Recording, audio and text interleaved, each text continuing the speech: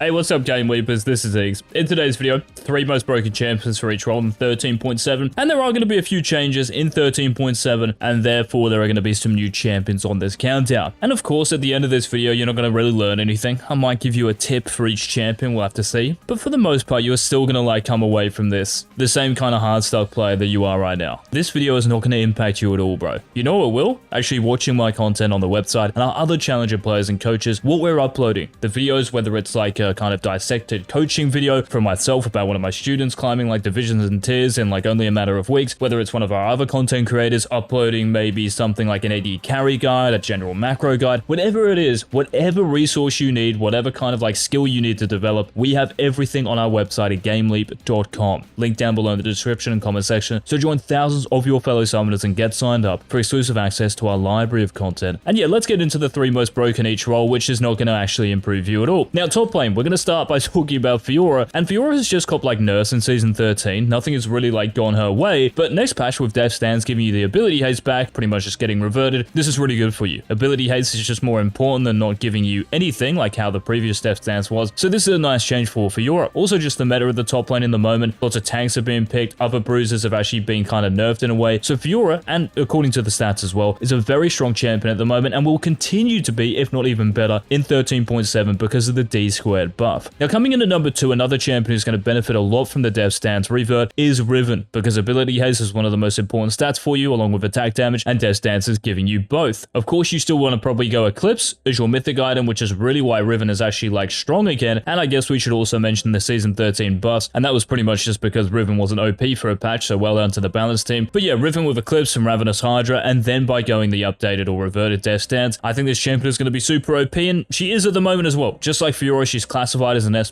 tier champion in the higher elos, and even in lower elos, she's still a very strong champion and will be even better next patch. Now, number 1, if you don't have this guy in your champion pool at the moment, then you're probably trolling as a top laner, this being Malphite. Now, I do think it's a little bit risky blind picking this champion for sure, because you allow AP top laners, because you are just like the ultimate attack damage cuck, to actually play the game right and be really effective. So if you're playing Malphite against something like a Vladimir, a Kennen, a Silas, blind picking Malphite is definitely risky, so try to pick this guy when you actually know what the enemy team is going to pick in the top lane. You're an amazing counter to so many attack damage champions, particularly those who actually rely on attack speed because of your E, right? So because of the buffs to Malphite in Season 13, a couple of patches ago, to your W by going Frostfire Gauntlet, and whether you're taking Comet or Grasp of the Undying. Comet, obviously you want to be maxing Q first and poking them, so if you're not actually going to be able to auto-attack the enemy champion, it might be a ranged champion, please max your Q first or Comet. If you are going to be able to trade them, definitely consider maxing your W first. It can be done with Grasp of the Undying as your keystone, but Malphite, number 1 top laner, I think this is pretty much impossible to actually dispute. Now moving into the jungle here, coming in at number 3, a champion who loves close range fighting and a close range meta, this is Bel'Veth, and that's what League is actually becoming now. Because of all the support changes, especially the buffs to those like tanky engage supports, loves this, right? She loves close range combat because that means that your E, the 70% damage reduction, well, you can just get more damage off, right? Against ranged champions who can kite you, that's annoying. So if you're playing into like a Zeri, Lulu, Janna, maybe a Yuumi, something like this, all of these champions are actually just worse off now, and we're actually seeing a lot more engage being picked. Awesome for Bel'Veth. Pretty much statistically as well in every single elo, Bel'Veth is still an extremely strong champion, so she's number 3. Now number 2, if you actually want a bit of AP in the jungle, then it's hard to go past Echo, guys. This champion, even without the Nash's Tooth buff from last patch, so you getting like 15 extra ability haste, even those 200 extra gold, doesn't actually really matter, right? Because Echo, innately speaking, is one of just like the purest, strongest OP champions we have at the moment. Doesn't really matter what happens in the meta, the champion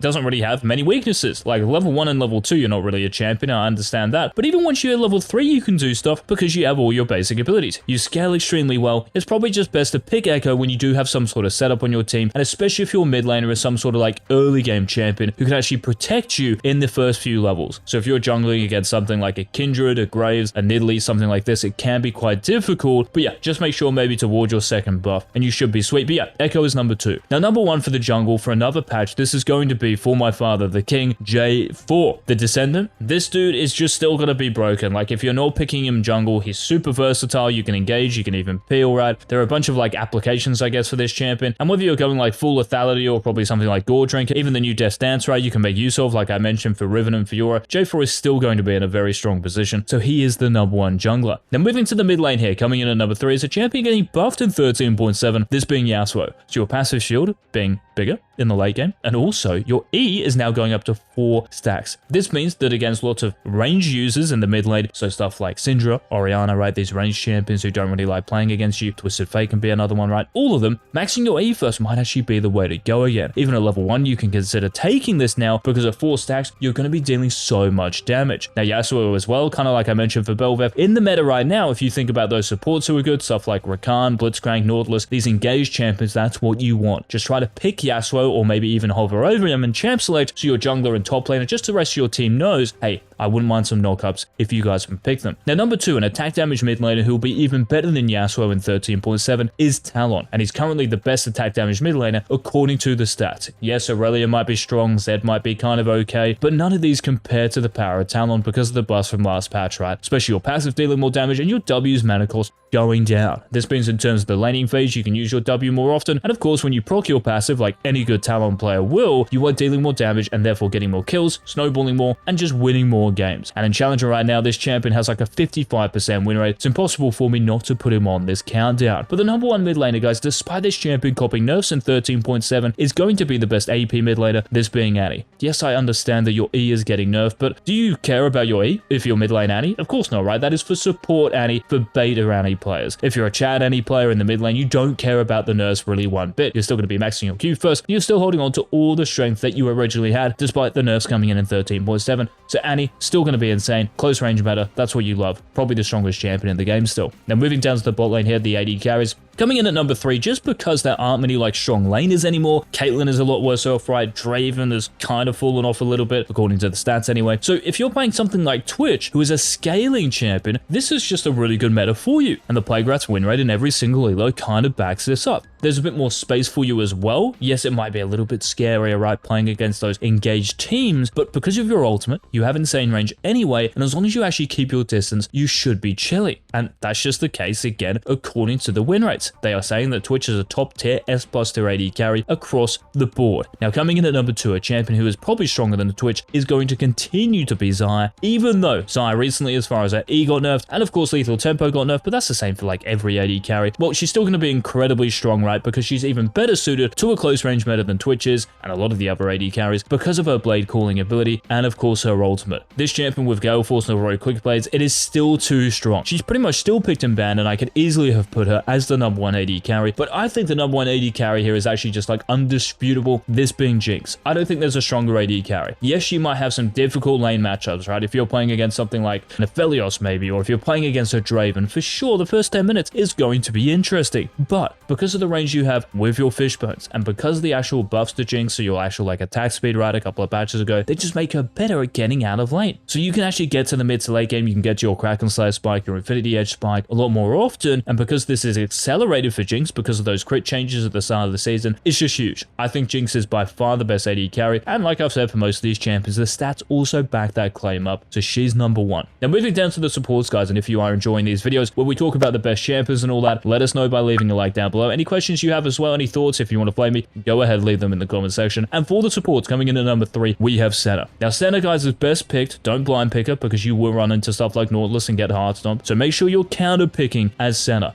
into stuff, you know, like Enchantresses. So even something like Emilio is really good for Senna, something like a Lulu, something like a Janonami, all of these ranged champions. If you just see some sort of ranged champion, unless it's something maybe like Xerath might be a little bit annoying, picking Senna is just awesome because you outscale all of them and you just get free stacks. The lane is going to be a lot more chill than if it is against a BLITZCRANK, Rakan, you know, Nautilus, champions like these. It's going to be a lot more difficult and there's a much higher chance if you're actually just running it down. But Senna, number 3, because of the changes in Season 13 to Senna, they've been awesome for her. You still probably want to go lethality, so as far as like Umbral Glaive, Eclipse, that can really make use of the actual damage buffs to your ultimate. But yeah, Senna number 3. Now moving to number 2, a champion who would love to play against Senna and all those immobile supports is BLITZCRANK. One of the biggest cucks in the game in the bot lane. As BLITZCRANK, you land one pull, they're going to get blown up. Awesome champion, every single elo he's probably the most OP support, but for me actually, there is one support who's better, and this is because you can blind pick Rakan a lot easier than you can BLITZCRANK. Yes, you can still blind pick BLITZCRANK, but what about if you run into a Leona, and Alistar, a Braum, a Taric. Those champions really do counter you well. I would actually love to get pulled. It's pretty much impossible for you to ever like find an angle onto the enemy that you carry when the Braum, Alistar, or whoever is just standing in front of them asking you to hook them. So yeah, that is why Rakan is number 1. The buffs in Season 13 to this champion, and also the fact that Xayah is still really strong. This combination is probably still the #1 bot lane out of all the combinations, so Rakan is the number 1 support. So those were the 3 most broken champions, guys, for each role in 13.7. Thank you so much for watching the video up until this point. Like, actual shout out to all you guys, and I will see you in our next Season 13 upload. This has been JINX.